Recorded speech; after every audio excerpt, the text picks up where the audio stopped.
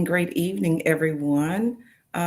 We are with our next series of Anchored by Grace, and we have a very special guest that will be joining us on tonight.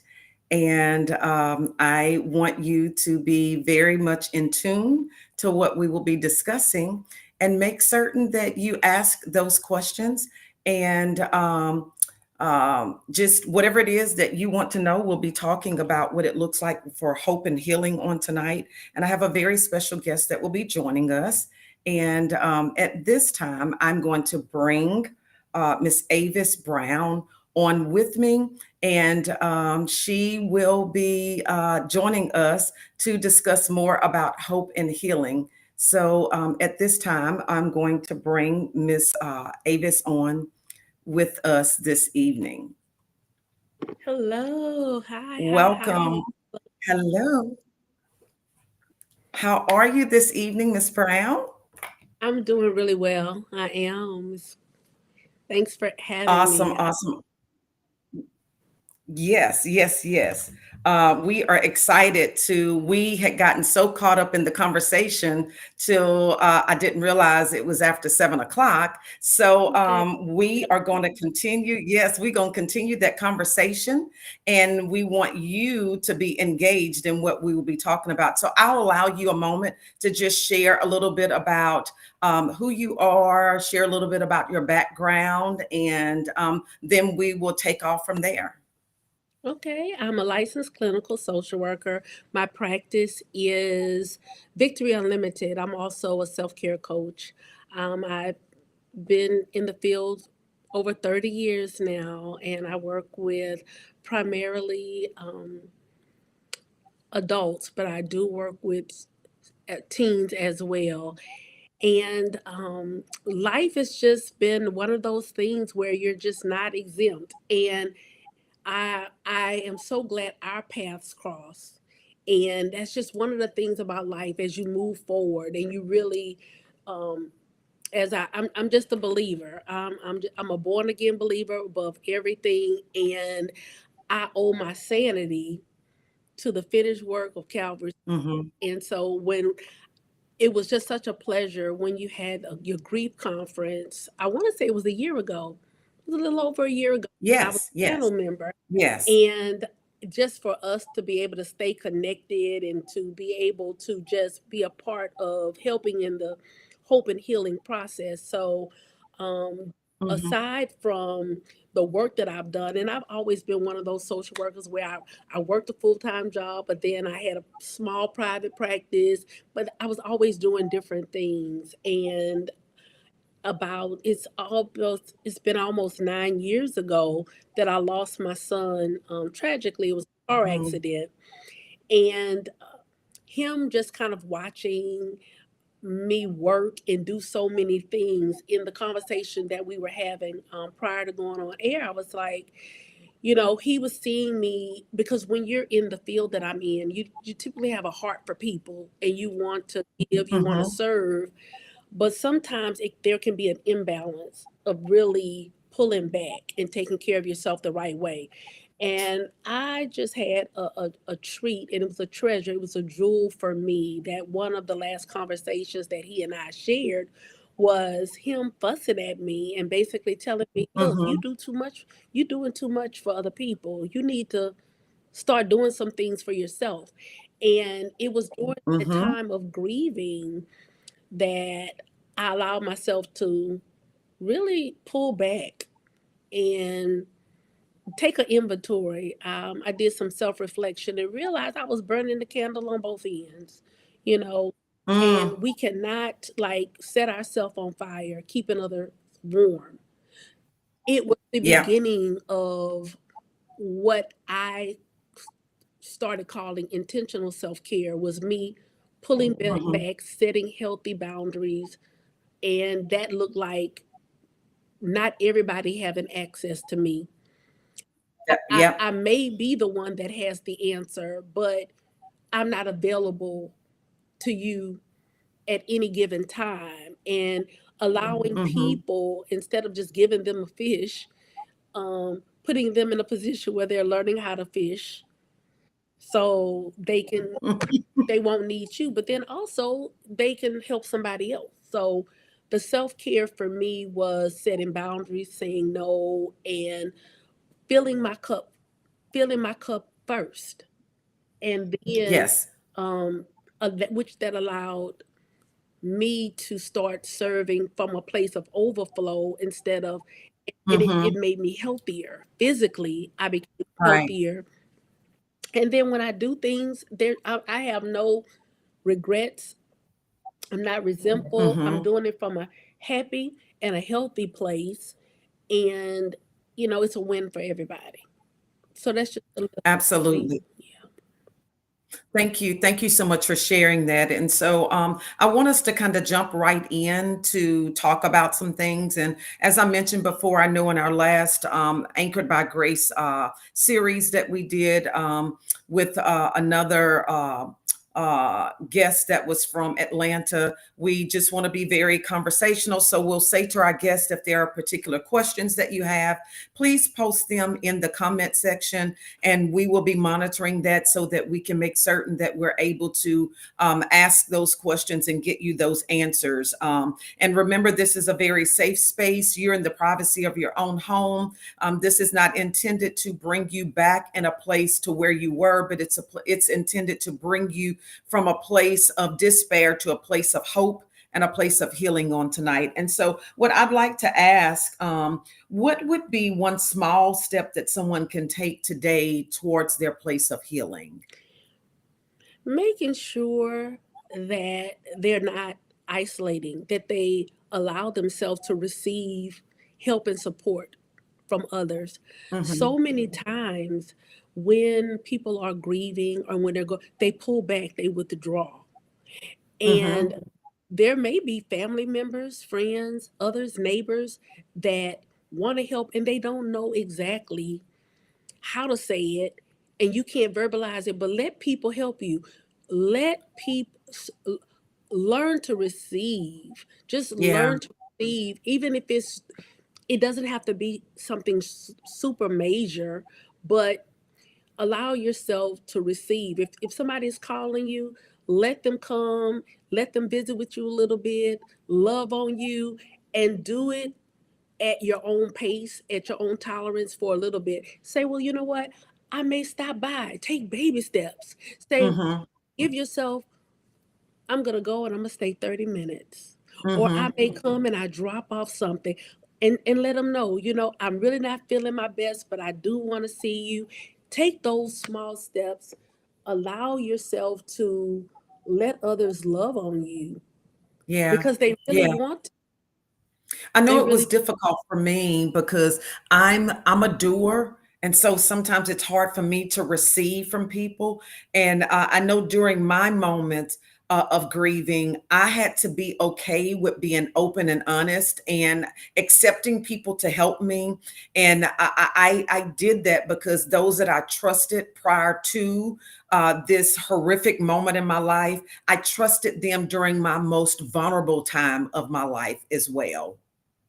right. And we have to be able to do that because a lot of times, to be honest, especially when a person is a giver, if they're a Yeah. giver and a doer, it's like, well, but you have to, it's almost kind of like a pride thing, really. Like somebody isn't worthy or they're not good enough to do for you. So, and I'm not Mm, saying that in a way where a person is arrogant and haughty, but you have to realize that, you know, others deserve to be able to serve and show love too.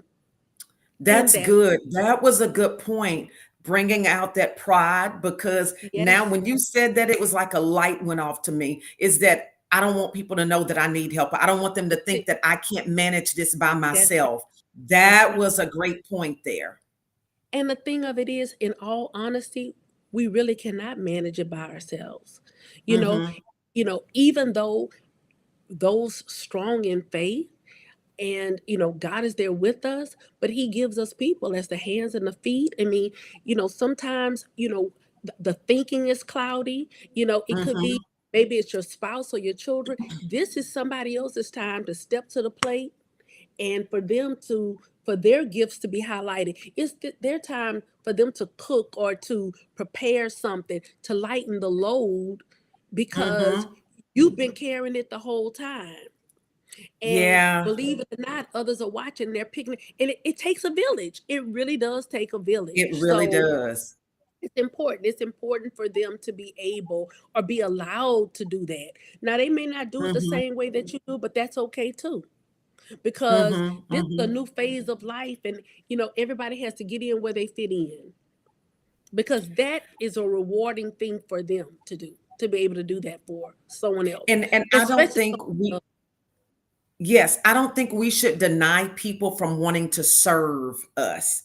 Like that's their way of getting their blessings by being able to serve another person. And because I say no, that I don't need anything when that may not be the truth, I'm denying someone else of being able to serve me and to receive their blessings of being able to serve me in my place. And because of my place of maybe being pride, because I don't want you to know that I really need help. So I tell you no, that's not cool because we are here, as you said, we are the hands and feet of Christ. Yes, it. That's it. That's it. That's it. Yes, so I want to say to our viewers, if you're watching, please share and tag those that may need to hear this tonight. We have Miss Avis Brown, who is a licensed clinical social worker. Also, she is a self-care coach. And we're here to talk about what hope and healing actually looks like for a person who is grieving. Listen, you're not talking to anyone. She is not just here by her education, but she is here tonight from her experience. And so we're able to share some of our experiences so that we can help each other to be able to come out of this place. We understand that it's challenging having to grieve, and it's even more challenging trying to do it alone. And so we just want to be that sense of help to you tonight. So please share, tag this for someone else that you feel may need to hear what we are sharing tonight. And so one of the next things that I like to ask, what are some healthy ways to cope with grief when it feels like it's overwhelming? And so I'll ask that question again. What are some healthy ways to cope with grief when it feels like it's overwhelming? Some healthy ways to deal with grief when it feels overwhelming is like depending on your relationship with that particular loved one, it could be whenever you're doing something to live life forward, like being mindful that, okay, sometimes maybe the holidays are coming in and you are used to it's very prominent the absence of that person when Mm-hmm. that time comes. So one of the things is kind of being prepared and having it could be a happy moment. Like you could have a family Mm-hmm. member that's about to get married, and that's a wonderful time. But being honest with yourself about, and even maybe having a conversation with that particular loved one, like, will I be able to tolerate? Will I be able to go? Because sometimes happy moments will when all the family is coming together, it's more prominent that the other person is not there if you've Mm-hmm. lost a loved one, whether it's a parent or a child or a spouse. So you want to be able to be honest with yourself and recognize that you may be dealing with some emotions because that are triggered. You could be okay. You could have been okay for a whole month. You're doing well. You're not Mm-hmm. just falling out crying all the time. But now it's coming close. But anticipate and don't put any unrealistic expectations on yourself. Like I say, don't isolate, but at the same time, sometimes things can be too overwhelming. And you Mm-hmm. have to give yourself permission. I will share this.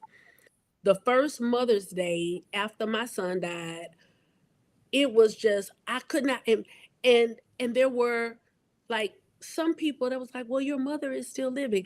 And mind you, give I need you to offer people some grace, like That's right. grieving with grace. But sometimes people don't know what they don't know. Meaning, if if you have if you don't have children but you have parents, but then you Mm-hmm. lose a child but you have your parents and it's a Mother's Day or Father's Day, Well, then it starts becoming different. Like Mother's Day Yeah. never used to be. It was like, oh, I honored my mother, and I'm blessed. My mother and my father are living and doing well, but it just reminded me like it's Mother's Day, and like I buried my son. This is it. It was Yeah. excruciating. So the plan for the next Mother's Day, I had a friend that invited me. She was working in another place that has beautiful waters and beaches. And she had been there for several months. And she had offered, she said, look, why don't you come here for Mother's Day weekend? And it's and I was like, okay, she said, all you gotta do is get here. So at the time, it was like I talked to my husband, he's like, look, whatever it takes for you to have a better Mother's Day than last year is perfectly Mm-hmm. fine. That's what I want you to do. Mm-hmm. And so um, but then there was some people that was like, well, why is it there was a not realizing not it wasn't that they were being insensitive. So the way I will answer that question, what's the one thing? Do what will be comfortable for you to do. Mm-hmm. Mm-hmm. Use this Mm-hmm. time to really sit with yourself and identify what are some really self-soothing if what's ideal what brings me some peace, ease, and relaxation, Mm-hmm. Mm-hmm. Mm-hmm. and then give yourself permission to do that. And it's wonderful, like in my situation where my spouse, you know look, we're on the same page, whatever it takes, Right. when you can have that support, you know Mm-hmm. but allow yourself spend some time understanding. Maybe it's some solitude you need. Maybe it's, hey, I need to plan and do something. This is the time where I need my friend circle. That's But right. That's right. start getting out and doing some things, maybe some things that you've never tried before. There have been things that in this self-care where because I was so much to doing, go to the library's webpage under events, see Mm-hmm. what kind of classes are being offered. One of the best things is to distract yourself with something that's healthy, positive, uplifting, and not something detrimental that's harmful to your mind or your body. Yeah. Yeah. And then you can Yeah. throw something in there too where you can still honor that person. Serve. I mean, if you have the capacity, if you're not already overextended, become part. Like, if your loved one was a lover of flowers? What was their favorite flower? Maybe start a flower bed, and then this Mm-hmm. is something you can tend to. And as you're watching it grow and thrive, it's like Yeah. that's the way that you're honoring that loved one. That's right. And so That's for good. every that should be something that should be depleting, we're gonna reframe that. And That's so right. I'm really big on looking for the silver lining. And I said to you earlier, Mm-hmm. I have, as a result of just pushing. One thing my grandmother used to say, and it I did not understand. Look, I didn't understand this as a young girl because she was a sickly woman. My Mm-hmm. grandma was a sickly woman, so she never drew over a car, and she was like always at home. Like she would come visit us, but she was not like, I don't know. She just wasn't like when I think of myself as a grandmother and the kind of stuff we like I do. But she got up every morning, got fully dressed, um, fixed her breakfast, and I mean the biggest thing she did was go sit outside and sit on the porch. And as a little girl, I might have been about 8 or 9. I say, Grandma, why you put clothes on every day? Because you're not even going anywhere. And I was like, why do you do that? And she says, you have to fight the bed. Baby, you have to fight the bed. I don't care how bad you're feeling. Mm-hmm. When it's time to get up in the morning, fight the bed, get up, get started, and push, and you're gonna feel better than if you had laid there. Now I stored that away in my mind because I didn't know that I was gonna need that so Mm-hmm. many years later. It wasn't that I was physically ill, but just emotionally. And I would hear my grandmother tell me, fight the bed. So I'm gonna tell you, fight the bed. How to Yeah. how to start making steps? Get on up. The alarm goes off. Get on up. Get to moving.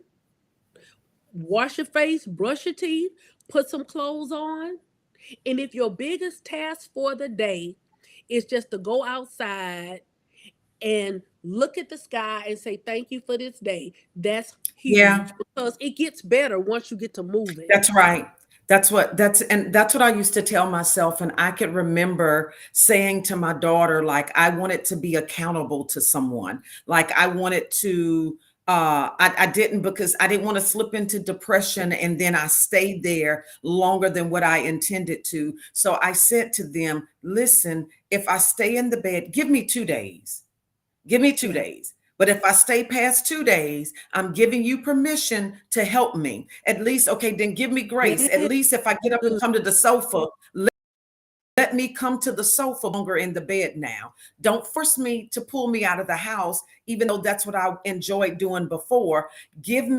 Allow me some space to move from the sofa to now I might want to put on some clothes, to wanting to put on clothes, to where maybe I may just want to go sit on the porch, but don't pull me That's too right. fast. But I That's right. said to myself, I gave those persons who were close to me, I gave them permission to hold me That- accountable to things, because I didn't want to stay in a place longer than what I intended to. Because in my mind, I was not keeping up with the day, the night, what time of the day it was. All I knew, it was dark because I wasn't sleeping. So I wasn't able to keep up with things. So I gave permission to those who were closest to me, permission to say, look, you done been in this bed for 3 days.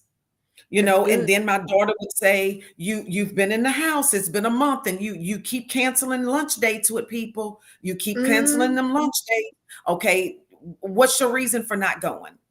And it mm-hmm. was, I don't feel like it. And she say, okay, cool.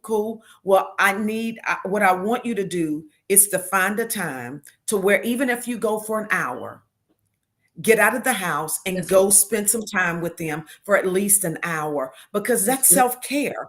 That's That is. self-care. And so, It is. we're wanting to get back to what it will never look the same way, but I can work hard to make sure that I don't give place to the enemy and he keep me in this place called stuck. That's good. That's good. And I love that you say an accountability buddy.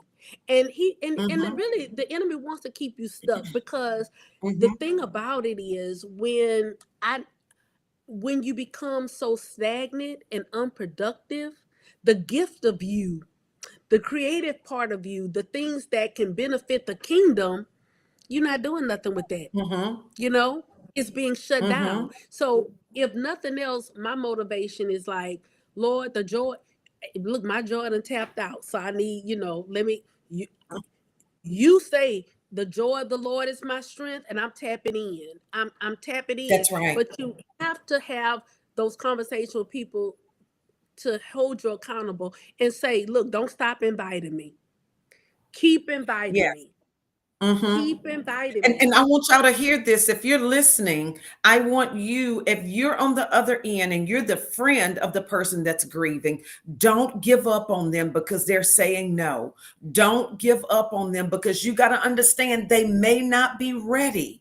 And so don't get so mad. Don't get Hmm. so hard. Don't become so judgmental, because it's a hard place to get back to something and to come out of the house and to want to do something. So friends of someone who is grieving, don't stop inviting them to coffee. Don't stop inviting them to lunch. Don't stop inviting them to come over to just sit down and y'all have some tea together. Give them some grace and give them a moment to get ready. And so to the viewers tonight, please tag someone, share this, because this is real conversation.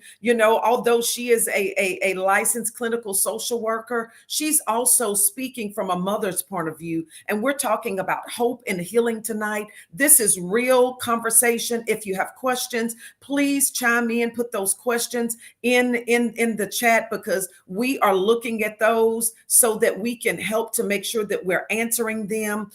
We just want to make sure that we are doing some service and not disservice. We want to be able to be honest with you and to answer those questions that you may have. So let me ask, what are some signs that someone may need some professional help when they're grieving?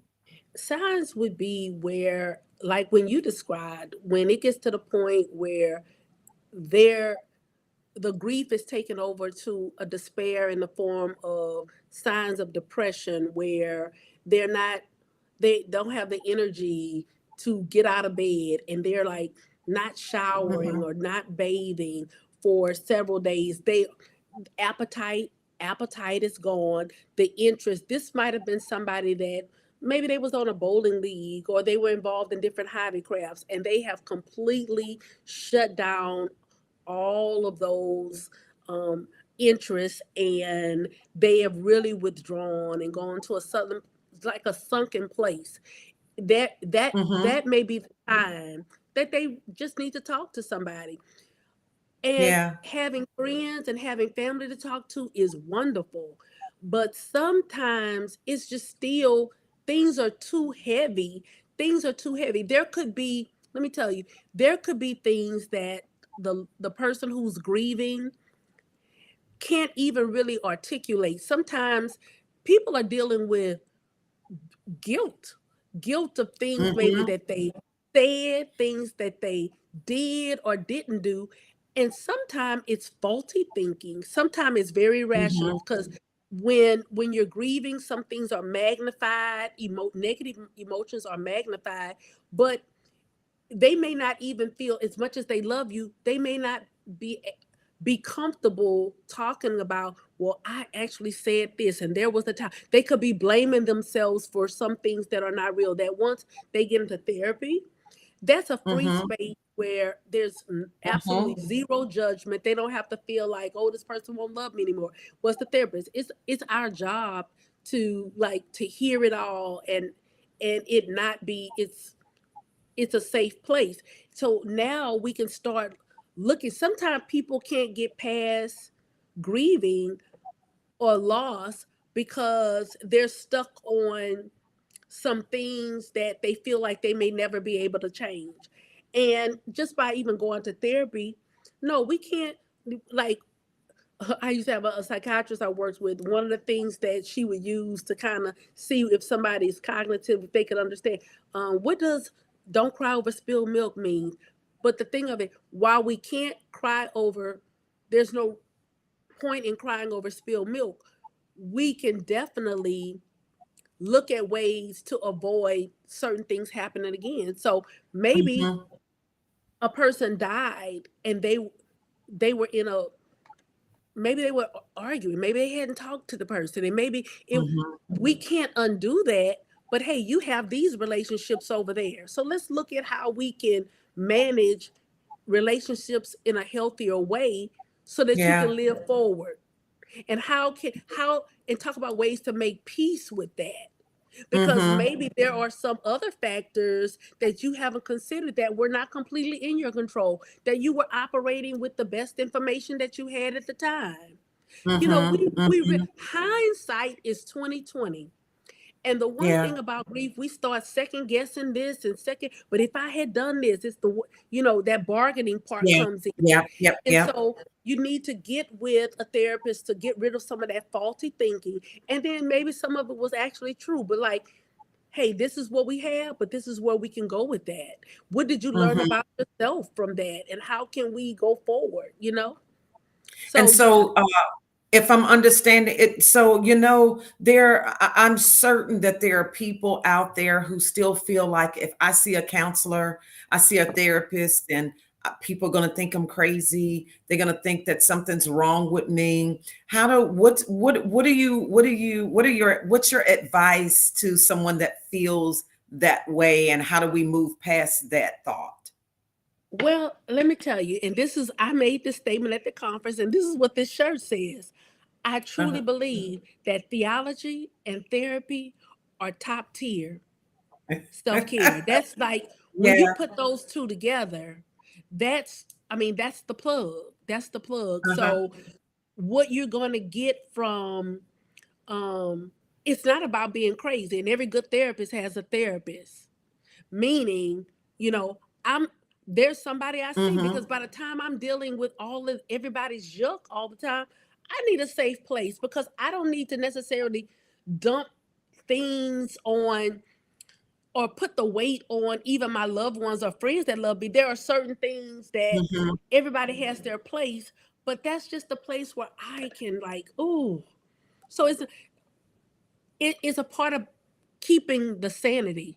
That's the Yeah. sanity saving self care part. The sanity saving self Yeah. care is realizing it's it's for the maintenance so that things Mhm. don't go awry, and so that you can start understanding something. It's and therapy isn't about always just rehashing the past. It's about learning Yeah. different interventions, techniques, and sometimes I mean, with your therapist, you can actually, role play and talk, and come up with um, tools that might involve effective communication that Mhm. can help you navigate life better. So it's not about, there's nothing that's crazy about seeking treatment. It's one of the And that's what healthiest things you do for yourself. And so, to those who are joining us, and you're just joining us for this evening, this is Anchored by Grace. This is one of our virtual platforms that we're using that Grieving with Grace has launched to be able to share with those who may not want to come into a grief support setting.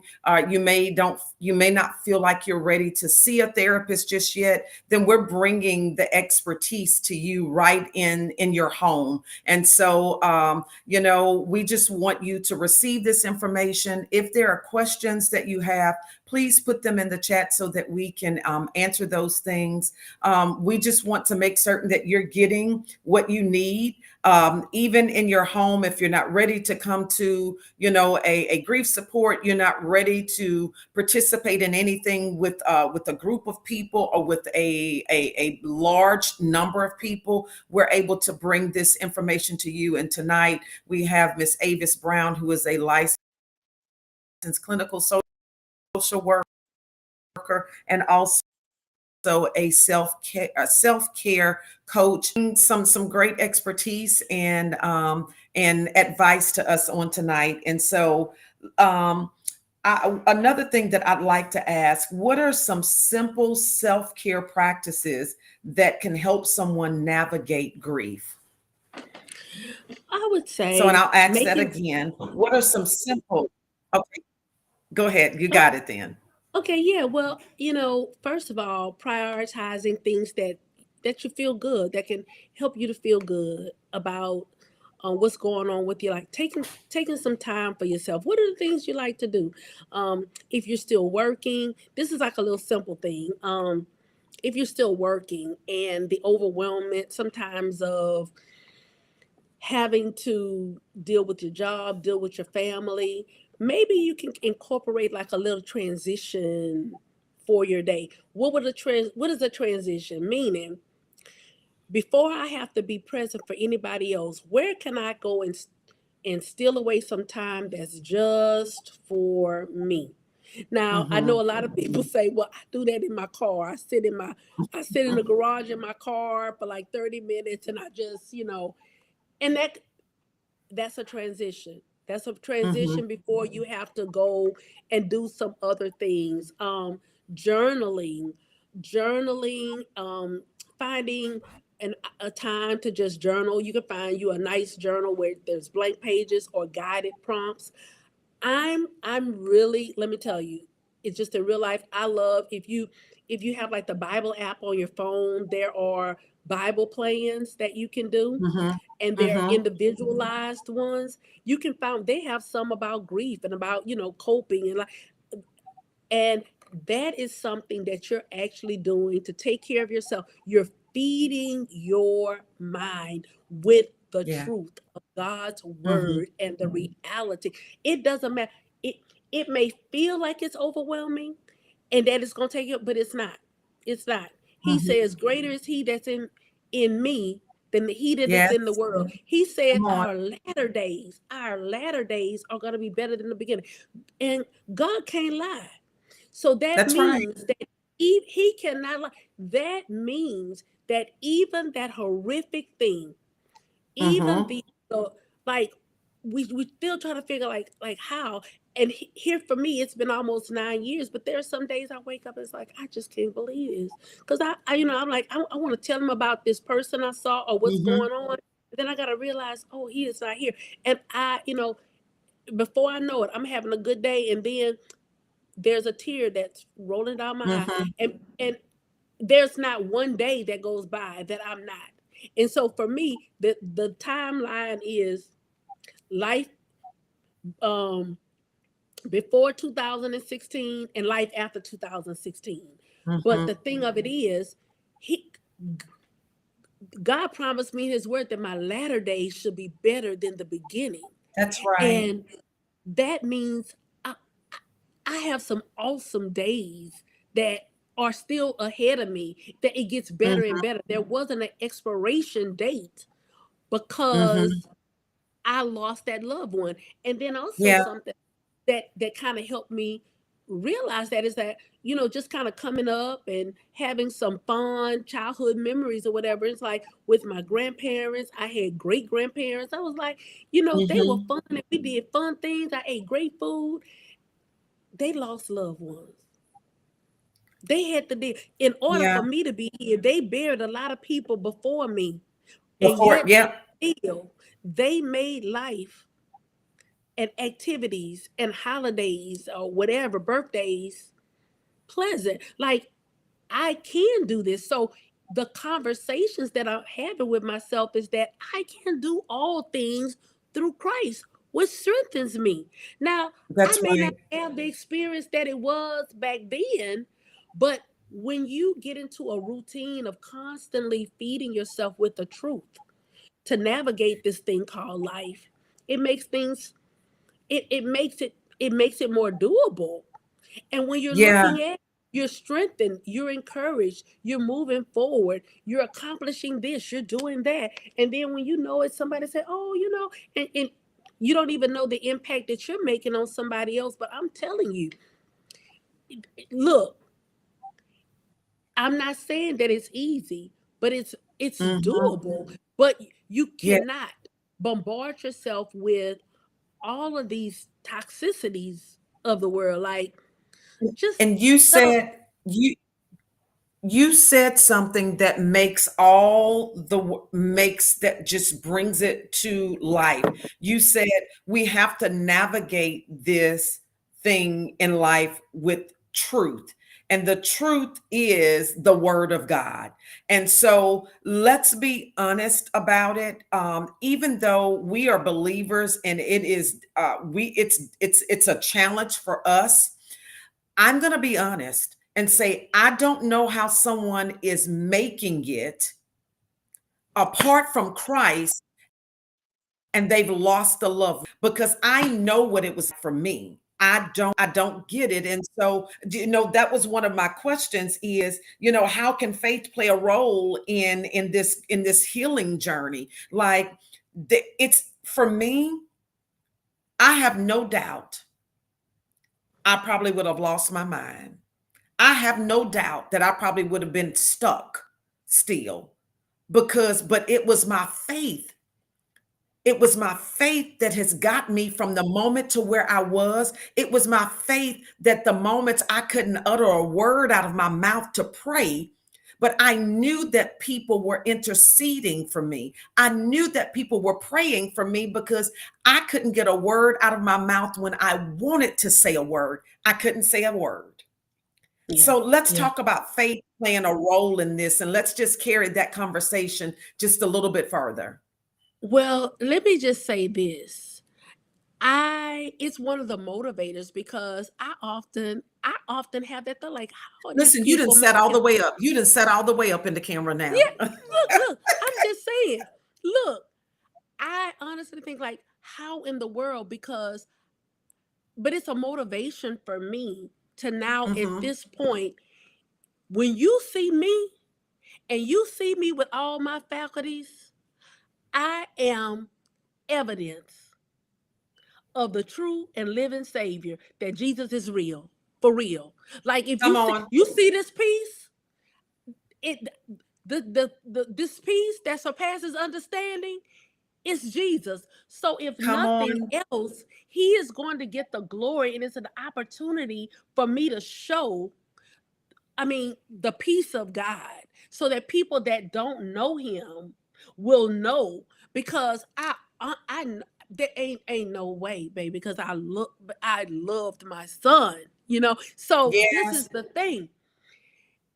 I am very intentional now, you know, in the work that we do. I mean, I'm not like we have a code of ethic. We don't introduce it, but many times I have people that come to me that are believers. So, you know, I can tell you the truth of it. There are going to be certain things that you can navigate, and surely there are people that have lived and they go on, and but I'm just talking about the piece that, like, how you can do it, and then God can take something that's super simple, or he can take, and by just infusing you with his peace, he can take your Mm-hmm. pain and put his power on it and place you in his purpose so that you can Yes. tell people about him.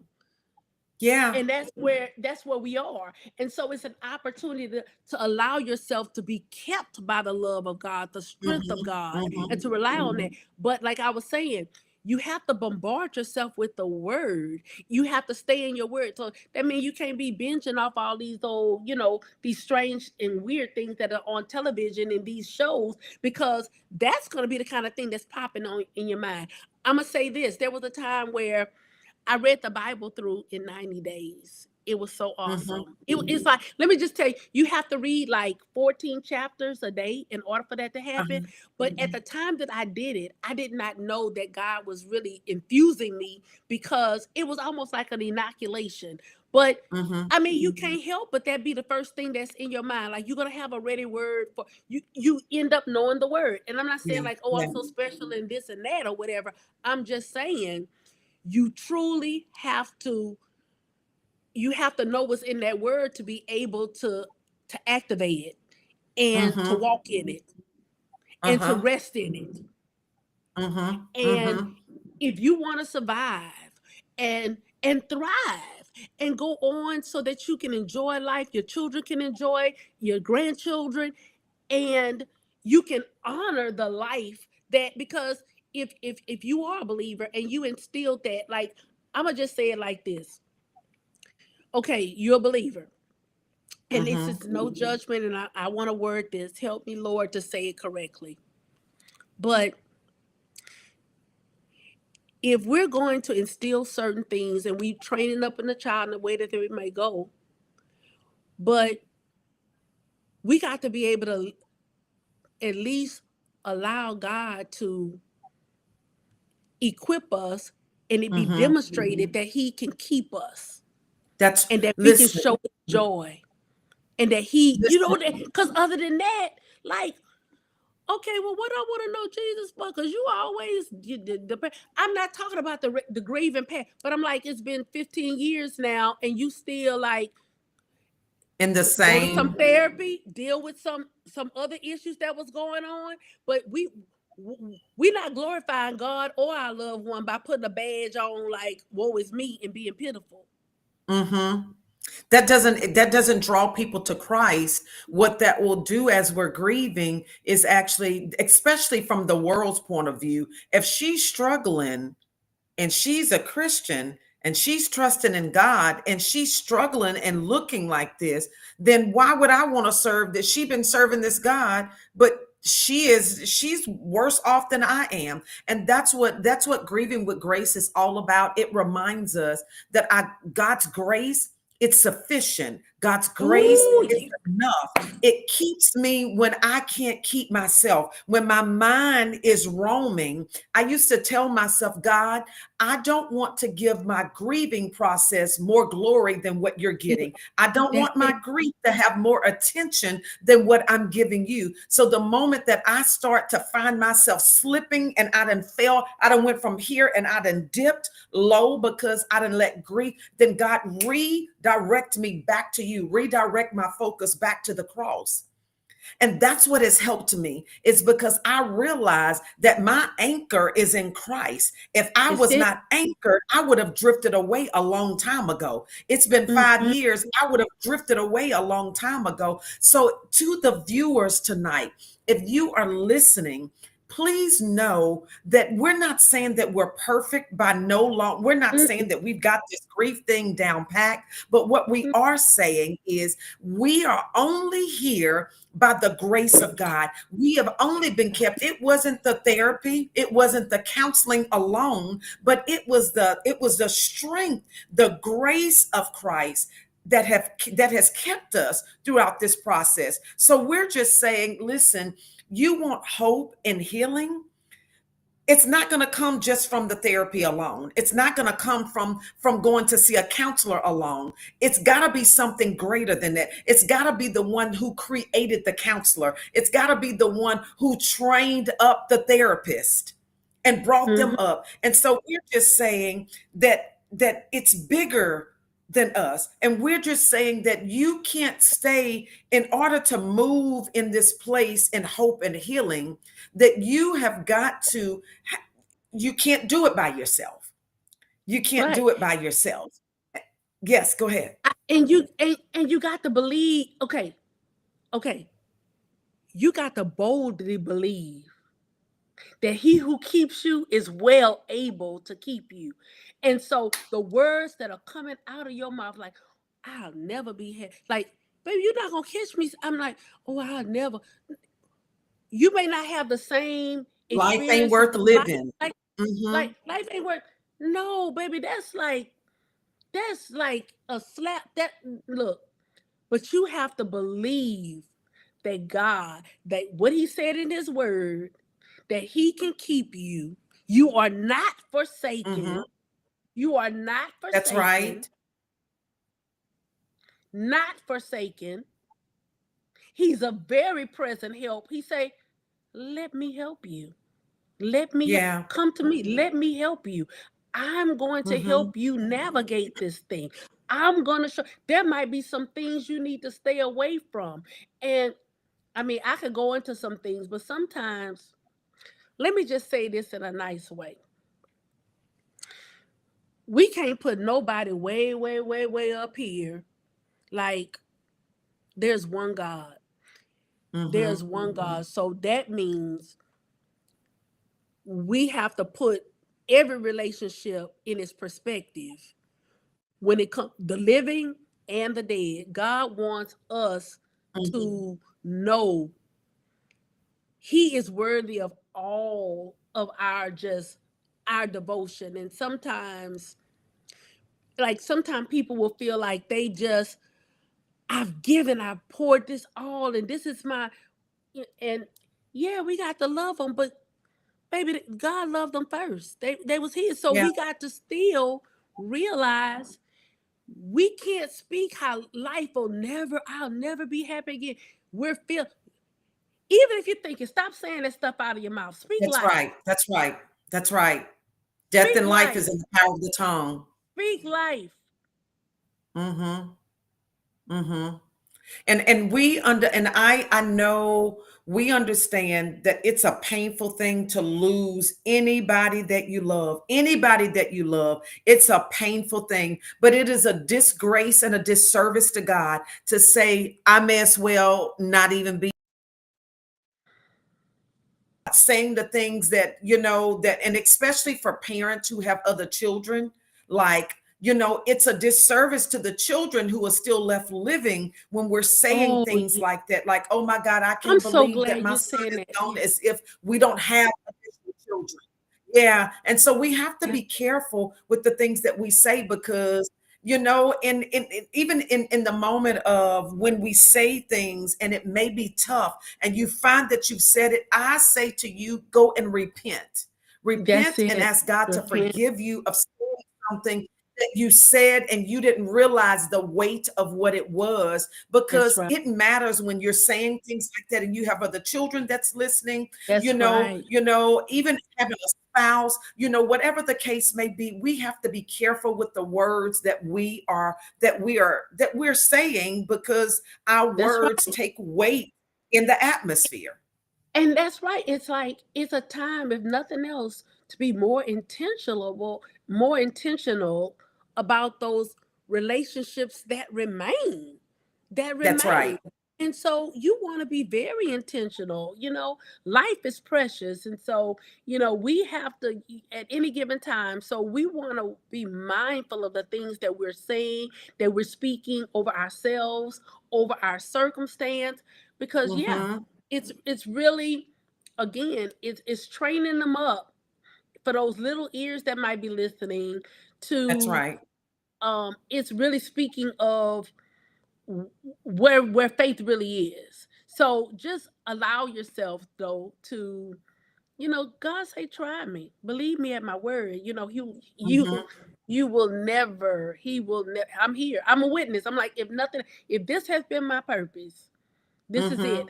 And so with that, the what I love so much about self-care coaching is that for many people, they really just don't know how to, they can show up for everybody else and be the cheerleader and everything else. But when it comes to truly, like, setting healthy boundaries or carving out that time, I tell you, you need to see yourself in your calendar to-do list more than other people. That's that way you're going to be hydrated enough to be able to extend and give to other people. So your self-care in this season, if you are grieving, is to make sure you're tending to yourself, you're watering your garden, you're watching your mind. If you're watching this today, say, you know what, starting now, I am going to be kinder to my mind, because I know I might be Hmm. feeling, but feelings will lie to you. Your feelings are a liar. They're not always correct. Come on. The truth of the matter, the truth of the matter is, when you believe and you get the true revelation that you can do all things through Christ that strengthens you, you can and you will. Hmm. That's right. It becomes a priority. It It becomes a becomes a priority priority. It becomes a priority. And I that, tell you, you that know was one what, of the I best. will make Yeah, it. yeah, yeah, yeah. And Uh, and it it, becomes we, easier to do. It becomes easier to do. And you mhm. keep putting one foot in front of the other. You keep moving one foot in the other. But if you keep speaking what you can't do in this doom and glorifying the pity party, you're gonna stay stuck. We cancel out what God has promised us. Because, I was telling someone today at a work event we had, is that grieving is a decision. It's a journey and it's a decision that we have to make, because we can decide to stay stuck or we can decide to move forward. And so it's a personal decision, just like salvation is. Salvation is a personal decision that we make, and so is grieving. It's a personal decision that we make. I'm going to choose to stay where I was when it found me, or I can choose to put one foot in front of the other, like you said, and make a conscious effort of, I'm going to make sure that because grieving is even also, it's self-care. I believe it's a form of self-care, because if we don't take care of ourselves by grieving and go through the grieving process, then our mind, can you imagine the things, the guilt, what I should have said? I didn't have a chance to say anything differently. I should have went there when they called me and I didn't answer the phone. What, they asked me this and I told them no, and they asked Mm-hmm. me for money, $20, and I didn't Mm-mm. give them the $20 when they asked me for it. It doesn't matter if that's your grandmother, your mother, your brother, your sister. It doesn't matter. You know what? The Mm-hmm. last time they wanted Mm-hmm. me to bring you to the store, Yeah, guilt will yeah, play yeah. all of this. Oh It would yeah. do Oh, all of this. We're talking about hope and healing, and we're talking about making sure that you take care of yourself, because it has happened, and now that death has found us, what are we going to do? How do we and handle it guess, from here?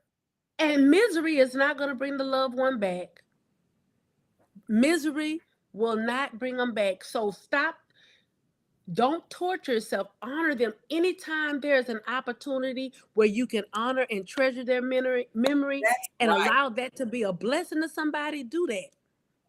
So, That's I right. just choose to grieve joyfully, like being Yeah. able to be positioned in a place where God is going to get glory out of it.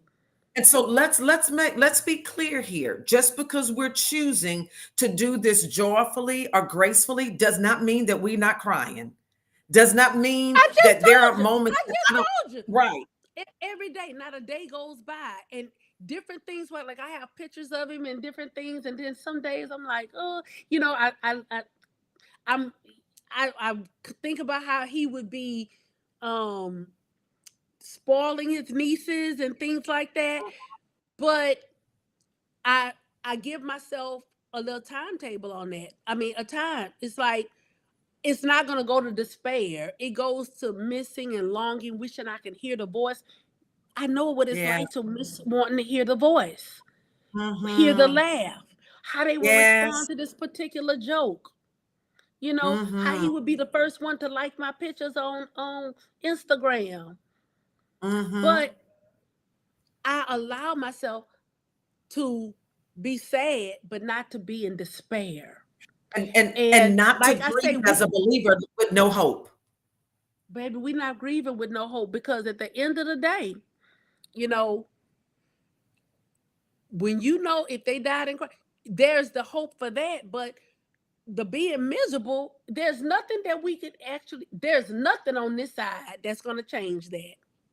So But it no, can, no. if you allow it to take you away, it can cause you health challenges. If you already, because you're putting additional wear and tear on a body that may already have some conditions with hypertension, with Mm-hmm. ulcers or heart disease or any other, if it's a chronic condition, those are things that are additional. Our mental health affects the body. So Yeah. what I'm saying is, if it gets to the point, if you're seeing there could be some other issues that you need to also deal with, while because the death of this loved one could have triggered some other stuff from long ago. Go deal with Yeah. that. Maybe we you can get all that handled, but it can actually help you when you get to a healthier place in your grieving. Your health Mm-hmm. can improve. So So, listen, y'all, this has been an amazing conversation. We're about 5 minutes after 8, and I was hoping that we would have been wrapped up, but it has been great, being able to have this conversation with you on tonight, Avis, and just hearing your passion, to want to see people walk in this self-care place, and make certain that they're taking care of themselves.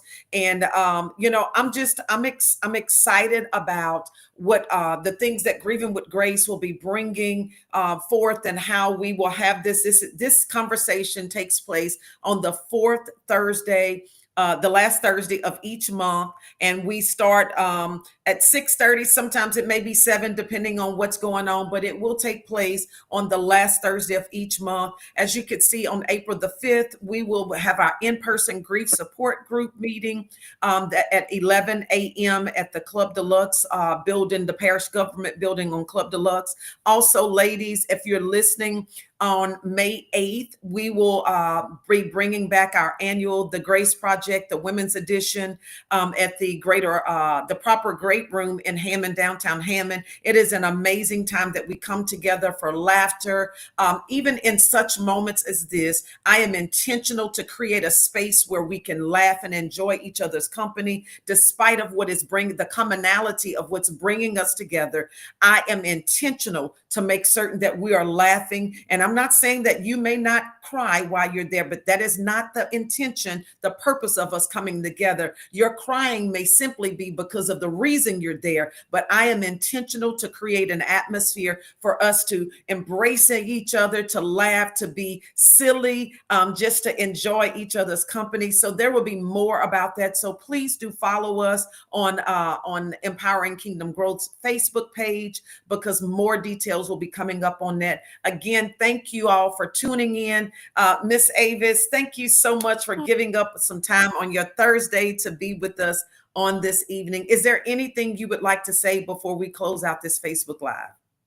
well, I just thank you so much for having me. And I mean, the only thing that I want to end with is saying God's grace is sufficient. And Yes, it is.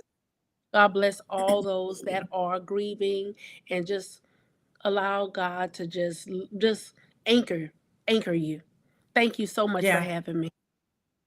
absolutely. Thank you all for tuning in tonight. May God bless you and may He continue